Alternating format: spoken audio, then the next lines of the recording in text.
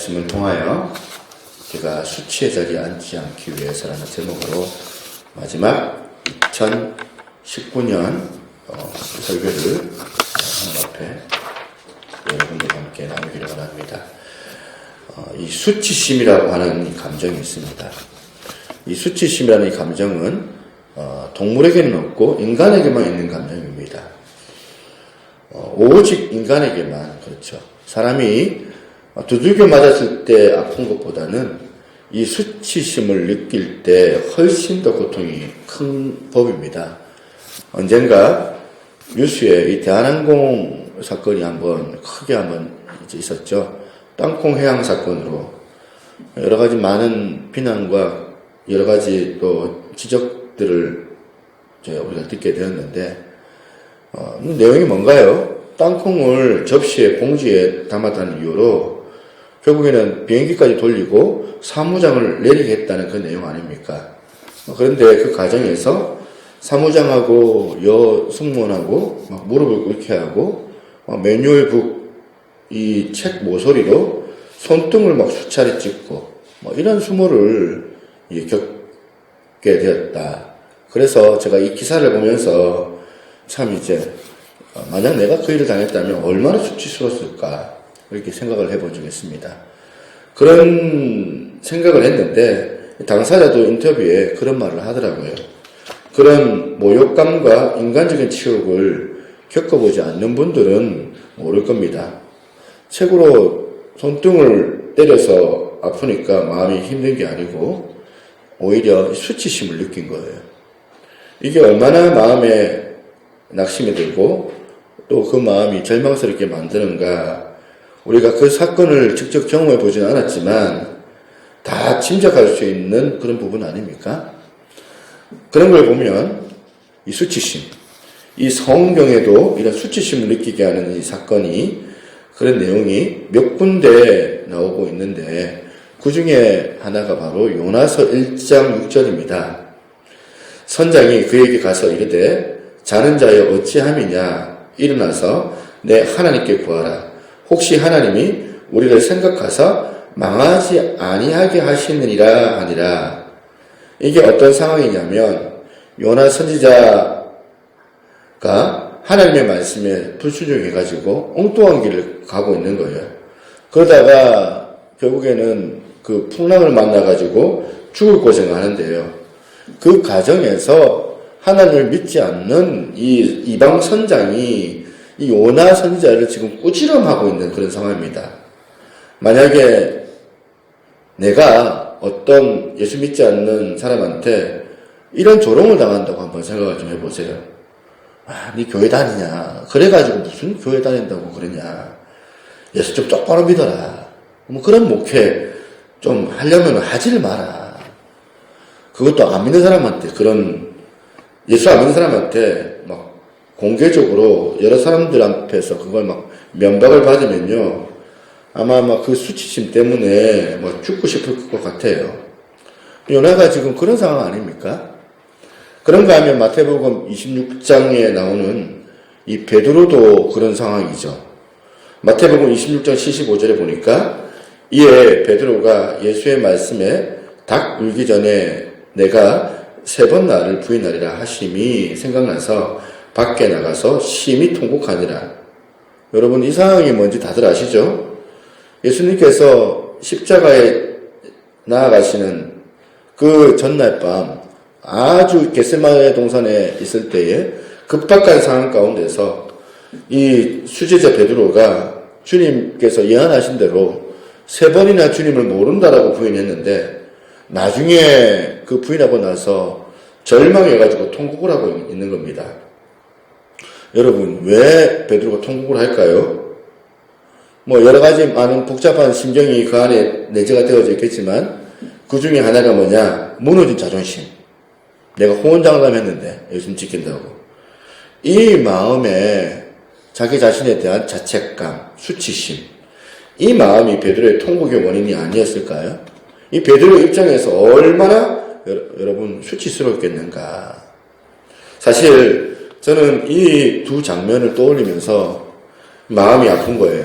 바로 오늘날 우리 시대 우리들의 교회 저 같은 목회자들의 모습을 딱 보는 것 같아서 마음이 아픈 거예요. 오늘날 이 시대의 목회자로 살아가는 것 자체가 그 풍랑을 만난 그 배 위에 믿지 않는 선장에게 우지람을 당하는 이 요나 같은 상황이 아닌가요? 목회가 막 바쁘고 힘들어서 그게 힘든 게 아니고요. 이 시대를 사는 목회자로 사는 것 자체가 고통이고 고뇌예요. 오늘 마지막 주일, 여러분들은 한 해를 돌아보면서 어떻습니까? 여러분 지난 한 해 동안 여러분 마음에 이런 수치심이 있어서 마음이 상해 본 적이 없습니까? 그 수치심이 아직도 치유가 안 돼가지고 마음에 상처가 되어 있는 분이 혹시 없으십니까? 혹시 이 수치심이라는 이 감정은 우리가 할 수만 있다면 그 수치심을 당하는 상황을 안 당하고 느끼지 않는 게 좋습니다만, 그런데 여러분, 때로는요, 인간이 느끼는 수치심은 인간의 그 변질과 이 타락을 막는 좋은 효과가 있다는 사실입니다. 그래서 오늘 수치심에 관한 것을 좀 살펴보려고 하는데요. 제가 수치심에 관련된 한 3가지 정도 묵상을 한번 생각을 해봤습니다. 첫째로, 여러분, 사람이 수치심을 느낄 수 있다는 것 자체가 축복이더라는 거예요. 여러분, 사람이 수치심을 느껴야 할 때에 만약에 수치심을 못 느낀다면 그건 병든 상태가 아닙니까? 뉴스 같은 데 보면 크고 작은 이런 죄를 짓고 이제 막 잡혀가가지고 기자들이 찾아와서 카메라를 막 들이대는데, 어떻게 하든지 간에 그 얼굴을 좀 안 비치려고 막 안간힘을 쓰고 있는 이런 것도 우리가 종종 볼 수 있지 않습니까? 그런데 가끔 가다가 보면은 아주 무거운 중죄를 지어놓고는 기자들이 카메라를 막 들이대는데도 막 그냥 어깨를 피고 내가 언제 잘못했냐는 둥 뻔뻔하게 당당하게 걸어가는 그런 사람들을 보면 제가 볼 때는 아예 그 사람 막 그 병자 같아 보여요. 죄를 짓고도 두려워하지 않으니까. 죄를 짓고도 부끄러워하지 않고 수치심을 느껴야 되는데 저렇게 고개를 착 쳐들고 있는 저게 과연 용기 있는 행동일까? 저는 사실 죄를 지으면 이 부끄러워할 줄 알고 수치심을 느끼는 게 정상 아닙니까? 그런데 나 원래 이런 사람이야. 이렇게 생각해가지고 고개를 착 쳐드는 거 그러면 안 되는 거잖아요.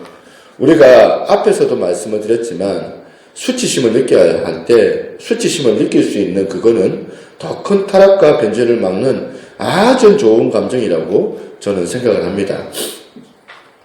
그런가 하면 두 번째로 이 수치심을 생각해 볼 때 이 수치심은 그야말로 치유받아야 될 감정이라는 거예요. 이 수치심이 얼마나 우리 마음을 정말 상하게 만듭니까?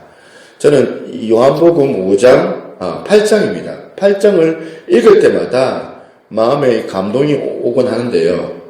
어느 날 예수님 앞에 이 서기관과 이 바리새인들이 지금 한 여자를 붙잡아가지고 예수님께 데려와서 이렇게 묻습니다.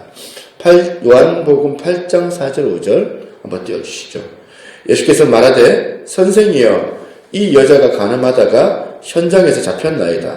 모세는 율법에 이러한 여자를 돌로 치라 명하였거니와 선생은 어떻게 말하겠나이까? 이거를 보면요, 그 당시 이 서기관과 바리새인 같은 경우 피도 한 방울 안 나올 정도로 잔인한 것 같아요. 여러분, 이 종교인이 은혜를 잃어버리면 그냥 율법만 남아가지고 이렇게 막 잔인할 수 있는 거거든요. 그리고 이 사람들이 얼마나 편협합니까? 겉으로는 굉장히 중요한 공의로운 척 내세우지만 여러분이 한번 대답을 한번 해보세요. 간음을 이 여자 혼자 했습니까? 아니죠. 왜 상대방 남자는 어디로 가버리고 여자만 끌고 와가지고 지금 왜 공의를 그렇게 가장하고 외치고 있느냐는 거예요. 종교가 변질되면 아주 역겨워지거든요. 그 한 여자가 겪어야 될 그 수치심. 수많은 사람들 앞에 그야말로 벗겨진 채 당하는 그 수치심을 한번 상상을 한번 해보세요. 근데 여러분, 예수님은 얼마나 멋지신지. 소리도 크게 안 내요. 예수님께서. 그래서 예수님을 이렇게 시험하려고 하고 예수님을 궁지로 몰아가려고 하는 그 비열한 종교인들에게 예수님께서 딱 한마디 그냥 말 한마디로 제압을 하십니다. 너희 중에 죄 없는 자가 돌로 치라. 저는 이 예수님이 너무너무 멋있습니다. 그런데 여러분, 그 당시 사람들이 뭐 타락했다 어쩐다 해도요, 저는 이 장면을 보면 예수님이 너희 중에 죄 없는 자가 돌로 치라 그러니까 그냥 어른부터 아이까지 다 돌을 놓고 나가버리는 것을 보면서요, 그래도 그 시대의 사람들이 타락했다 어쩐다 해도 우리 시대 사람들보다 훨씬 더 순수하고 순진한 것 같아요.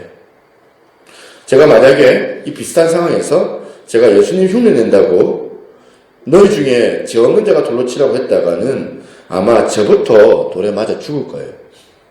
어쨌든 예수님이 그렇게 멋진 말로 군중들 다 보면 시합을 하고 있지 않습니까? 그 정리가 정말 잘 되었습니다. 그런데 여러분, 이 사건은요, 이렇게 끝나지 않습니다. 요한복음 8장 10절부터 11절을 한번 보시겠습니다. 예수께서 일어나사 여자 외에 아무도 없는 것을 보시고 이르시되 주여 없나이다. 그 다음 보세요. 예수께서 이르시되 나도 너를 정죄하지 아니하노니 가서 다시는 죄를 범하지 말라 하시니라. 저는 이 말씀이 너무너무 감동이 됩니다. 인간들이 그 죽을 뻔했다가 살아나면 그걸로 은혜도 모르고 그냥 끝인 줄 알거든요. 그런데 예수님은 시각이 달라요. 그 여자가 그 위기를 모면하는 것으로 자기는 자기 역할 다 했다고 끝난 것이 아니라 그 과정에서 그 여인이 받아야만 했던 그 수치심, 그리고 그 마음의 상처를 치유하는 데까지 가는 거예요. 다 예수님께서 이런 생각을 갖고 그렇게 예수님께 접근을 하신 거거든요. 제가 이 말씀을 묵상하다가 마음에 감동이 오고 울컥하는 그런 마음이 있었습니다. 되돌아보면 참 철없는 시절에 참 미숙하기 짝이 없는 저예요. 그래서 그냥 내버려 뒀으면 수치와 치욕의 자리에 빠져가지고 그냥 호적거리고 그렇게 나갈 수밖에 없는 게 전데요. 끊임없는 주님의 그 사랑으로 제 내면의 수치심을 치유해 주시면서 나도 너를 정죄하지 아니하노니. 목사가 살아가는 게 누가 괴롭혀가지고 그렇게 해서 힘든 게 아니에요. 사단이 끊임없이 제 자신을 참수하거든요. 니까짓 게 뭔데 목사라고, 무슨 자격으로 네가 강단에 올라가서 설교를 하냐고, 네가 담임 목사 자격이나 있냐. 사단이 계속 저를 참수하고 그렇게 나를 조롱하거든요. 여러분, 제가 마귀가 막 저한테 와가지고 참소를 할 때 이렇게 깨끗하고 이렇게 순결한 목사가 없는데 네가 왜 나를 참소하느냐, 네가 나를 참소하지 못한다고, 이런 생각을 하면서 제가 이 자리에 서 있는 것이 아닙니다. 마귀가 참소할 때 그 부끄러운 자리에, 이 수치의 자리에 빠질 수밖에 없는 게 바로 저 자신인데, 근데 어떻게 당당하게 이 강단에 이렇게 서서 설교를 할 수 있느냐. 오늘도 제 자신이 수치의 자리에 머물 때 주님께서 말씀해 주시는 거예요. 나도 너를 정죄하지 아니하노니. 제 마음에 늘 울림이 되는 로마서 8장 1절에서 2절의 말씀이 나옵니다. 그러므로 이제 그리스도 예수 안에 있는 자에게는 결코 정죄함이 없나니 이는 그리스도 예수 안에 있는 생명의 성령의 법이 죄와 사망의 법에서 너를 해방하였습니다. 마귀에게 제가 책 잡힐 짓을 안 했기 때문에 제가 의인된 자가 된 것이 아니고요. 저는 부끄러움이 많은 목사이지만 그럼에도 불구하고 예수님께서 저에게 말씀해 주시는 것, 이 말씀을 기억하는 거죠. 나도 너를 정죄하지 아니할 거다. 그래서 오늘 예배를 드리시는 모든 성도들에게도 이렇게 말씀합니다. 오늘 이 무서운 정죄의 시대 가운데 주님으로부터 은혜의 사제의 은총을 날마다 경험할 수 있는 복된 여러분들이 되시기를 주님의 이름으로 축원합니다. 그래서 저는 믿어요. 제가 오늘 우리 교회 성도님들을 가만히 생각해 보면 제가 사역하면서 단 한 번도 우리 성도님들 미워해 본 적이 없다라고 저는 믿어요. 이게 진짜 제 고백이고 진짜 제 사실된 마음이거든요. 거짓말이 아닙니다. 이게 어떻게 하면 가능할 수 있을까? 웃기지 마세요, 목사님. 목사님도 인간이잖아요. 그렇게 생각하실 거잖아요. 근데 아무리 저를 괴롭히는 어떤 성도가 있다 할지라도 제 마음이 늘 주님을 향한 주님께서 주시는 그 사제의 은총을 경험했기 때문에 나도 너를 정죄하지 아니하노니 하셨던 그 주님의 이 큰 은혜를 제가 받았기 때문에 그까짓 거 내가 그 사람 내가 용서하지 못하겠냐. 오늘 연말을 맞이해서 저는 우리 교회 모든 성도님들에게 오늘 이 두 가지의 은혜가 일어나기를 원하는데, 먼저 여러분 자신이 주님의 그 십자가로 치험을 받는 은혜가 있기를 바랍니다. 주님이 우리에게 주셨던 이 음성이 오늘 우리 마음 그 내면에 심겨지는 역사가 있기를 바랍니다. 나도 너를 정죄하지 아니하노니. 그런가 하면 우리가 거기까지만 거쳐서는 안 된다는 거예요. 이 은혜의 감격을 가지고 여러분 주님께서 받았던 이 사지의 은총의 메시지를 누군가에게 전해주는 그 사명을 감당하는 거예요. 그래서 이번 한 해 여러분들을 정말 마음을 아프게 했던 어떤 한 사람, 그 사람에게 찾아가가지고 이런 메시지를 좀 들려주세요. 집사님, 저도 집사님을 정죄하지 않습니다. 그런데 가만히 보면 무슨 교회가 이렇게나 많은 정죄가 많은지, 이렇게 맨날 사람들 향하여가지고 지적하고 정죄해가지고 뭐 한번 하나 잘못했는데 그거 하나 잘못한 거 가지고 그때부터는 좋은 글씨가 그냥 이마에 달려가지고 이래가지고 살벌해가지고 교회를 다닐 수나 있겠습니까? 여러분, 저는 희망합니다. 우리 교회가 용서하는데 선수가 되는 그런 교회가 되기를 바랍니다. 용서하는데 선수가 되기 위해서 선행되는 한 가지, 먼저 내가 주님으로부터 이 은혜를 받아야 돼요. 나도 너를 정죄하지 아니하노니 할 때의 이 은혜, 이런 맥락으로 올 한 해 여러분 안에 있는 상한 마음, 수치심, 주님의 그 십자가 은혜로 치유를 받고 그렇게 새해를 맞이할 수 있기를 바랍니다. 그런가 하면 세 번째, 또 한 가지 수치심에 관련해서 여러분 이런 수치심 치유받는 게 중요하긴 하지만 더 중요한 게 있습니다. 그 수치심을 치유해 주신 주님 안에 내가 가고 있다는 걸 생각해서 다시는 이 부끄러운 자리에 넘어가지 않도록 몸부림을 쳐야 된다는 사실이에요. 예수님께서 그 여자를 용서해 주시고 지금 뭐라 말씀하고 계십니까? 11절 다시 한번 보세요. 11절 보시니까 대답하되 주여 없나이다. 예수께서 이르시되 나도 너를 정죄하지 아니하노니. 그 다음 보세요.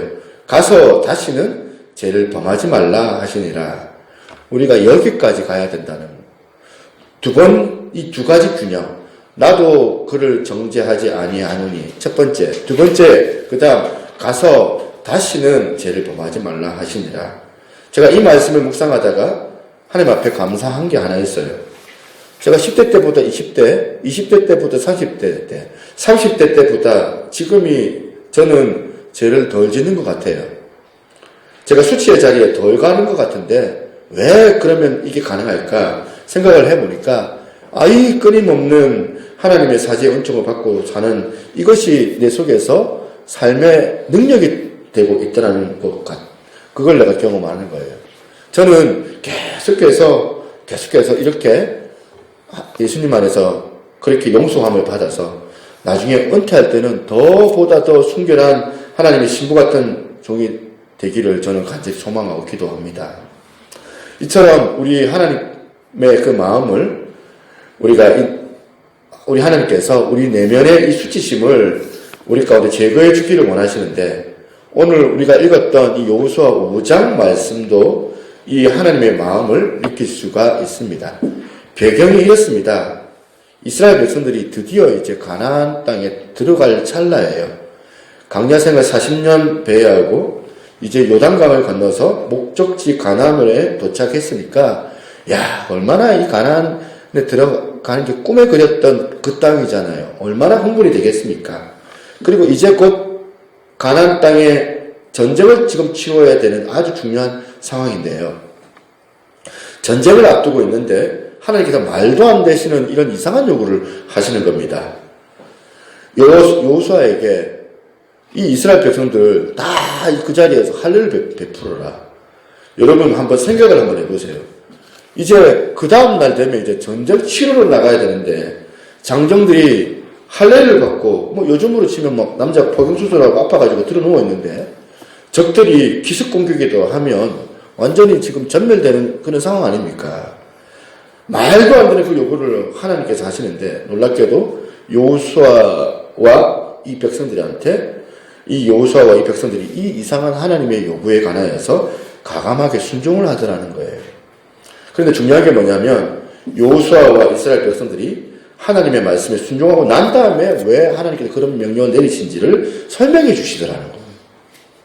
여기 중요한 진리 하나를 발견하는데, 우리는 납득을 할 때만 순종을 해요. 하나님께서 왜 이걸 명령했는지 하나님께서 잘 나한테 설명을 해 주십시오. 그럼 내가 머리로 내가 끄덕거리면 내가 순종을 하겠는데, 하나님의 법칙은 반대라는 거예요. 순종하면 내가 설명하겠다는 거예요. 그걸 담고 있는 게 오늘 본문 지금 8절 말씀입니다. 여호수아 5장 8절 9절 보시니까, 또 그 모든 백성에게 할례 행하기를 마침에 백성이 진중 각 처소에 머물며 낫기를 기다릴 때에 이렇게 순종했더니 9절에서 이렇게 설명해 주십니다. 여호와께서 여호수아에게 이르시되 내가 오늘 애굽의 수치를 너희에게서 떠나가게 하셨다 하셨으므로 그 이름을 오늘까지 길갈이라 하느니라. 지금 여호수아에게 왜 지금 할례를 행하게 하셨다고요? 애굽의 수치를 제거하게 하기 위해서. 애굽의 수치가 뭐예요? 이 이스라엘 백성, 하나님의 택한 백성, 자기들은 선민이라는 거예요. 자부심 있어요. 그런데 세상에 그 선민이라고 되는 이 이스라엘 백성들을 400년 동안 애굽에서 치욕의 노예 생활을 하게끔 만드신 거예요. 이게 애굽의 치욕, 애굽의 수치라는 거예요. 하나님이 보시는 관점으로는 지금 이스라엘 백성들이 몸은 지금 가나안에 지금 도달했지만 그들의 마음은 아직도 그 치욕의 애굽에서 치유가 안 돼 있다는 것을 하나님께서 알고 계신 거예요. 인간의 그 육신, 그 외적인 것들은 다 된 것처럼 되어져 보이지만 그거 다 이루면은 마치 그게 숙제 끝났다고 행복해지는 것 같아 보이지만 하나님의 관점은 다르다는 거예요.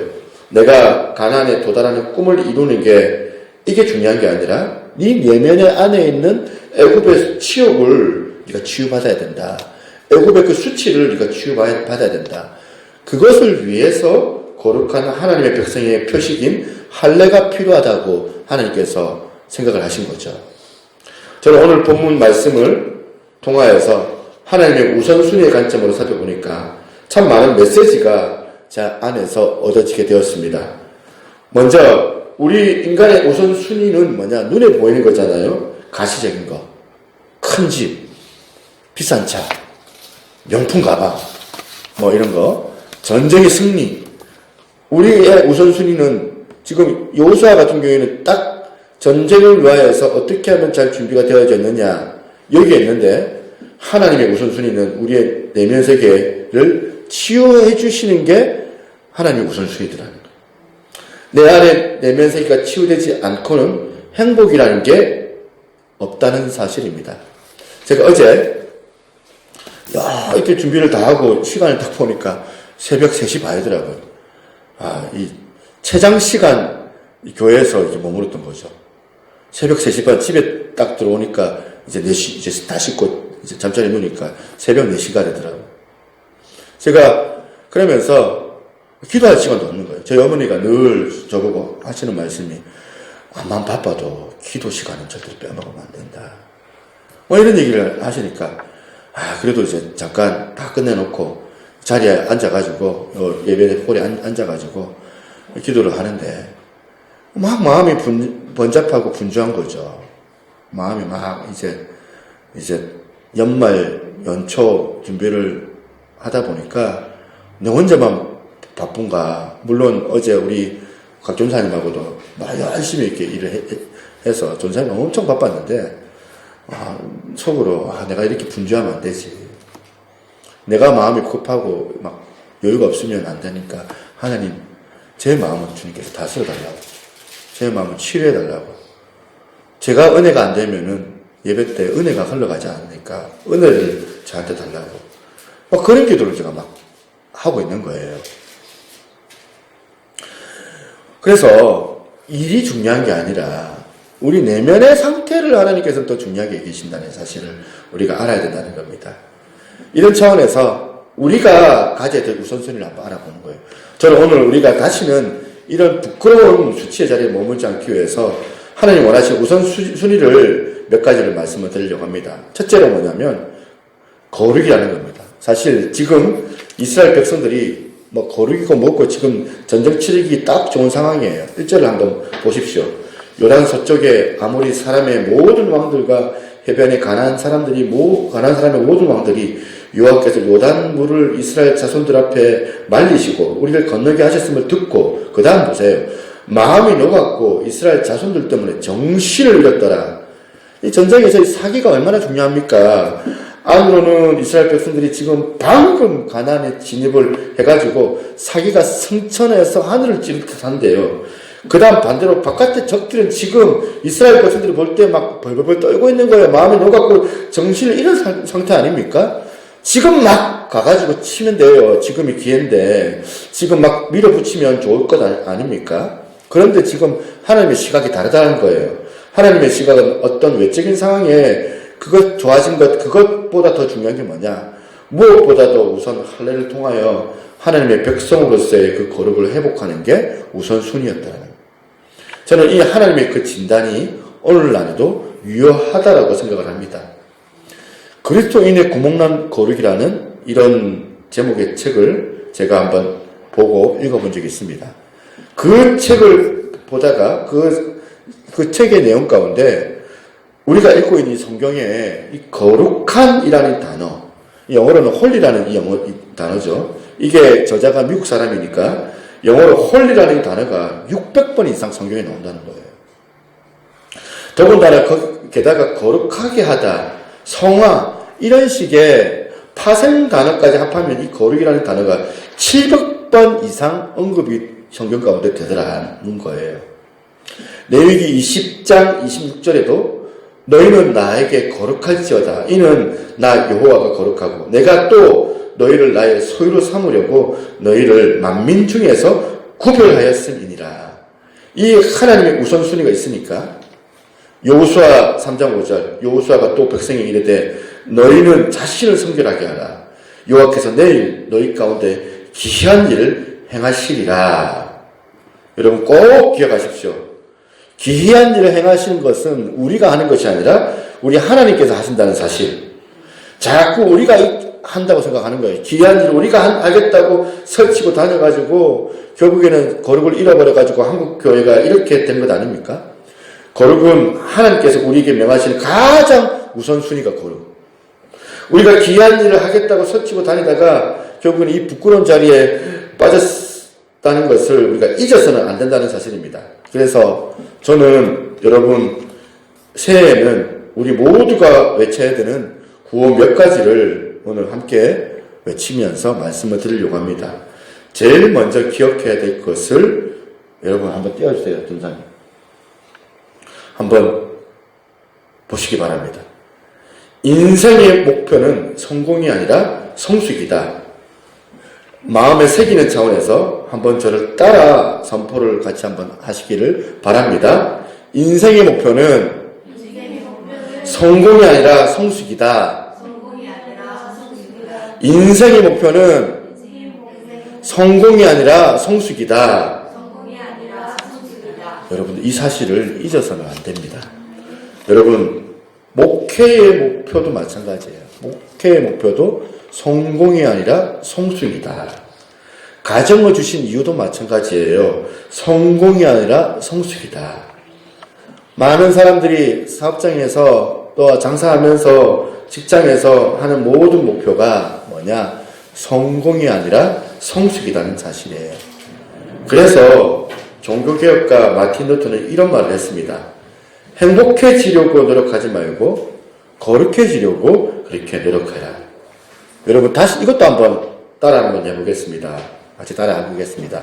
행복해지려고 하지 말고, 제가 잘못했습니다. 행복해지려고 노력하지 말고, 거룩해지려고 노력하라. 여러분도 해보셔서 알겠지만, 행복을 쫓아다니면 제일 먼저 도망가는 게 바로 행복인 것 같아요. 행복을 추구한다고 해서 절대 우리가 인생 가운데 행복을 누릴 수가 없습니다. 행복을 추구하려고 하지 말고 거룩해지려고 노력해라. 하나님의 거룩이 내 안에 자리 잡을 때 주님께서 주시는 그 기쁨, 하나님께서 주시는 그 샬롬, 그 하나님이 주시는 행복이 우리 삶 가운데 회복될 줄로 믿습니다. 그런가 하면 두 번째 우리가 회복해야 될 우선순위가 뭐냐? 절대 순종이라는 우선순위예요. 여러분, 본문의 상황을 한번 상기해 보시기를 좀 바랍니다. 전쟁을 앞둔 그 상황인데 이 장정들에게 지금 왜 이 할례를 행하느냐? 이거는 그야말로 전쟁하지 말라는 소리가 똑같은 얘기예요. 그런데 놀랍게도 이 이스라엘 백성들 앞서 말씀드렸던 것처럼 순종을 해요. 그냥 순종이 아니라 이건 절대 순종이거든요. 절대 순종이라는 이 표현을 쓰니까 딱 떠오르는 한 여자가 한 명 있는데요. 그 여자가 누구냐면 마리아예요. 절대 순종의 대명사예요.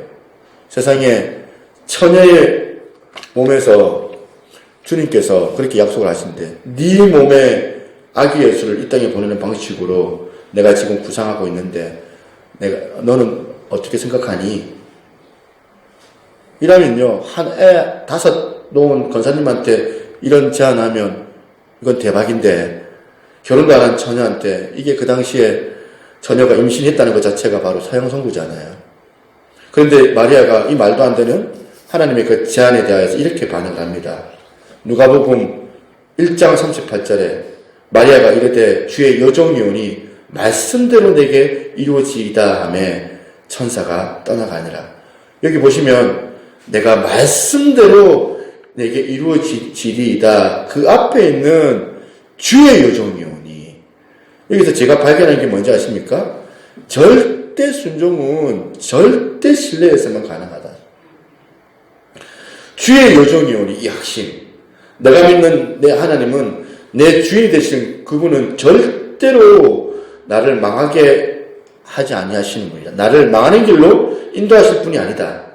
내가 그 주님의 여종이라는 거예요. 이 핵심, 하나님에 대한 절대 신뢰가 절대 순종으로 나아간 줄로 믿으시기를 바랍니다. 여러분, 왜 우리가 영적으로 이렇게 가난할까요? 왜 여러분 가난한지 아세요? 여러분들 다 거절하셨기 때문에. 여러분들이, 우리 하나님은 절대로 우리들을 기계적으로 대하시지 않아요. 인격적으로 대하시거든요. 그날 마리아가 저는 못합니다. 나 그거 안 합니다. 그러면 하나님께서는 절대 강요하지 아니하시는 분이세요. 여러분이 왜 영적으로 가난하냐고요? 여러분이 하나님께서 여러분들한테 도전하고 하는 거 다 거절하셨잖아요. 말씀이지만 그거 말도 안 되는 거라고, 나한테는 그거 해당 사항이 안 된다고 다 거절하셨잖아요, 그거. 머리로는 납득을 하는데, 머리로 납득하는 것만 순종을 하고 살면 대가 지불은 없지만 영적인 풍성함도 없다는 사실. 그래서 오늘 제가 명언 하나 더 말씀드리고 싶은데요. 이런 말 여러분 들어보셨지 않습니까? 믿음은 다르게 살 수 있는 용기이다. 이것도 여러분 한번 따라 해보겠습니까? 한번 따라 해보겠습니다. 믿음은 다르게 살 수 있는 용기이다. 우리가 이 믿음이라는 것이 다르게 살 수 있는 용기이기 때문에 우리가 가난한 사람들, 이웃들, 필요를 구하는 사람들에게 섬기면 그걸 용기 있게 다르게 섬기는 것이면 하나님께서 이 교회를 망하게 내버려 두지 않는다는 믿음이 있기 때문에 그런 거예요. 때로는 쓸데없는 짓 한다 얘기 들을 때가 있어요. 교회에서 뭐 한다고 그거 하냐, 쓸데없이. 근데 생각을 하고 계산을 해보면 돈도 아깝고 시간도 아깝고 효율도 안 돼요. 그런데 그런 믿음과 확신이 있는 거예요. 이 교회를 하나님께 붙잡고 계시기 때문에 이 교회를 망하게 내버려두지 않는다는 믿음이 있기 때문에 이것이 이 교회에서 여러분들이 배워야 될 덕목인 줄로 믿습니다. 그러니까 여러분 계산 그만하시고요. 계산. 머리로 납득되는 것만 하려고 하지 마시고요. 믿음은 다르게 할 수 있는 용기이다. 다르게 살게 할 수 있는 용기이다. 여러분 우리가 왜 이렇게 다르게 살 수 있는 용기가 필요한지 아십니까? 이런 삶을 사는 사람에게 하나님이 주시는 특권이 있기 때문입니다. 자, 시편 3편 6절 말씀입니다. 우리 같이 한번 읽어볼까요? 시작. 천만인이 나를 애워싸 진친다 하여도 나는 두려워하지 아니하리이다. 이러면 되는 거 아닙니까? 여러분 천만인이 진치고 있는데도 안 두려우면 되는 거 아닙니까? 우리의 삶이. 제가 강단에서 이렇게 설교하고 집에 가가지고 그냥 끙끙 앓고 픽픽 들어 누워 있으면요, 이건 제가 목사가 아니에요. 어떤 상황이든지 마찬가지. 다르게 살 수 있는 용기를 가지고 강단에서만 그렇게 말로만 하는 게 아니라 우리 내 삶 가운데서도 집안에서도 마리아처럼 믿음을 가지고 달려갈 때 천만인이 나를 애워싸 진친다 하여도 나는 두려워하지 않겠습니다.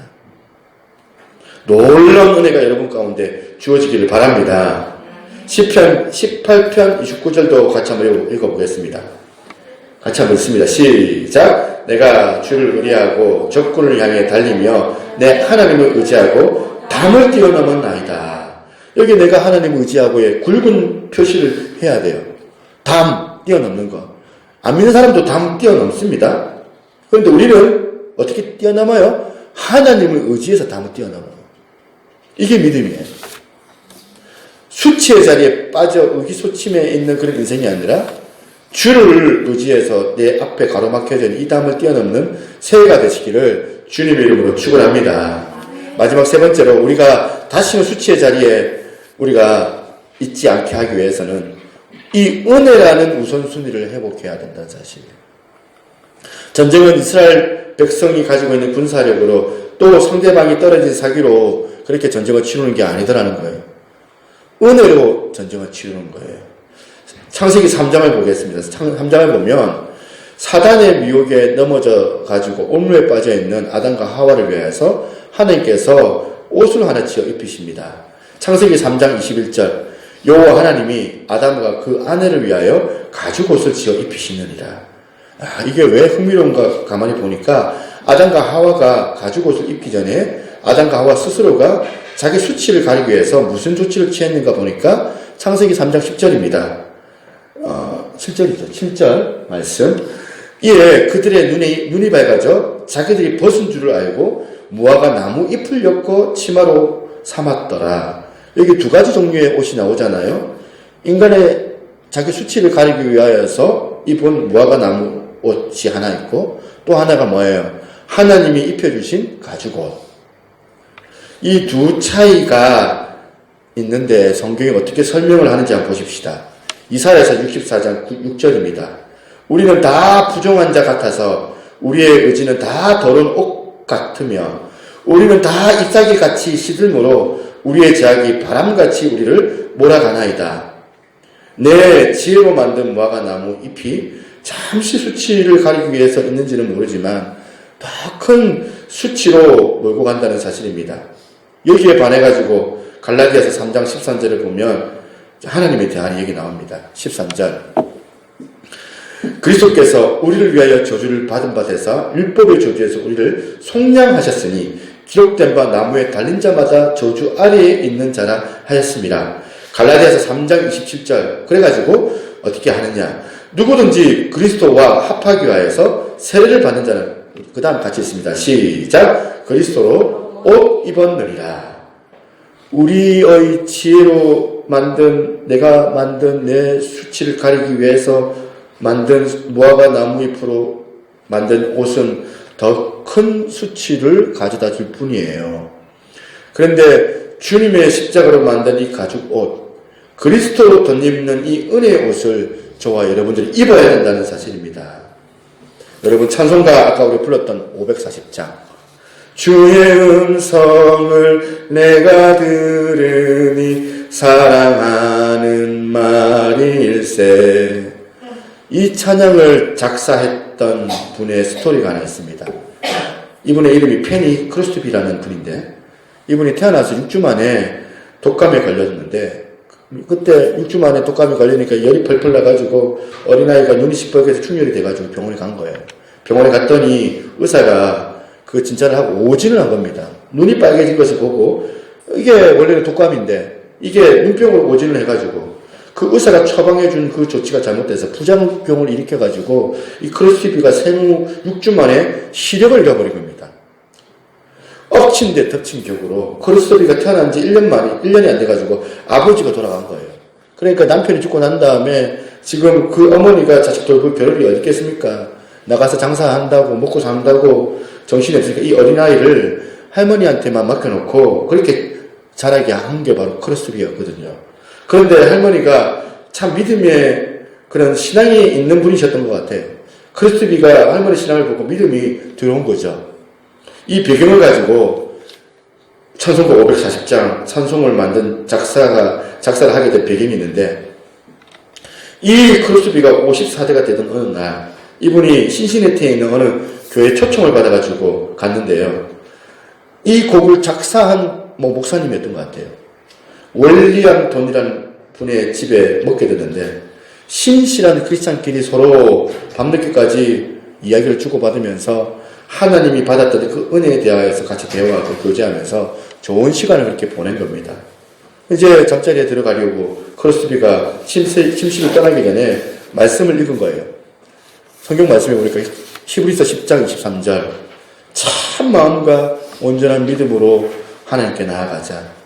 그날 밤에 이 말씀을 읽다가 크로스비 마음에 가슴이 너무너무 뜨거워진 거예요. 그 뜨거워진 가슴을 가지고 작성한 게 바로 찬송가 540장. 이거를 크로스비가 그 영어로 썼던 원문 그대로 제가 직역해서 이제 화면에 두 개를 비교해서 보여드리려고 하는데 한번 얘기 한번 들어주십시오. 주의 음성을 내가 들으니 찬송가 540장 의역하면 이렇습니다. 오 주여 저는 주님의 것입니다. 저는 주님의 음성을 들었습니다. 주님께서 저를 사랑하신다는 말씀이었습니다. 하지만 저는 믿음이 더 자라기를 원하며 주님께 더욱 가까이 이끌기를 원합니다. 저를 더 가까이 이끄소서 주여. 주께서 돌아가신 십자가로 주의 귀한 보혈 흘리시는 옆자리로 오늘 이 찬송가의 번역은 그 뉘앙스가 너무 잘못되어져 있는 것 같아요. 후렴에 내가 매일 십자가 앞에 더 가까이로 하는데 그 주체가 내 자신이라고 내가 의지적으로 십자가에 나간다는 그 느낌이 확 드는데 지금 크로스비 이 원 저자의 느낌은 정반대예요.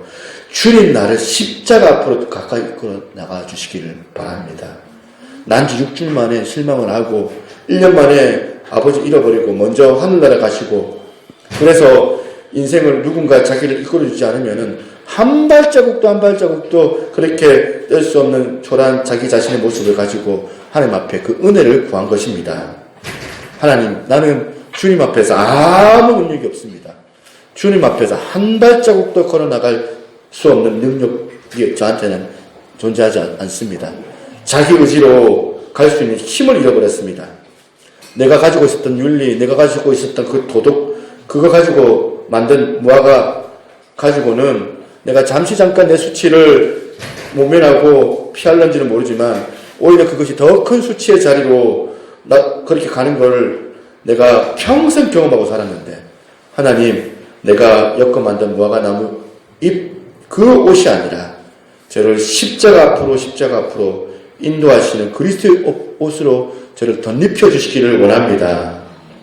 한 해를 마무리하면서 우리가 새해를 우리가 기다리면서 아버지 내가 피곤하지만 다시 한번 일어나가지고 2020년대는 내가 한번 달려보겠습니다.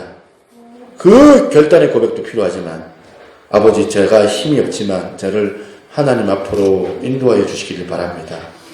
한 해가 가기 전에 올 한 해 저나 여러분이 가지고 있었던 그 경험했던 그 수치심, 부끄러움, 상한 자존심 다 치유받는 그런 은혜가 오늘 예배 가운데 경험되기를 바랍니다.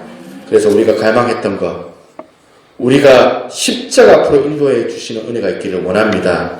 오늘 설교 말씀 기억하면서 우리 다시 한번 이 찬양 부르고 우리 마무리했으면 좋겠습니다. 주의 음성을 내가 들으니 피스에 있습니다. 1절부터 4절까지 한번 부르고 제가 기도하고 마무리하겠습니다.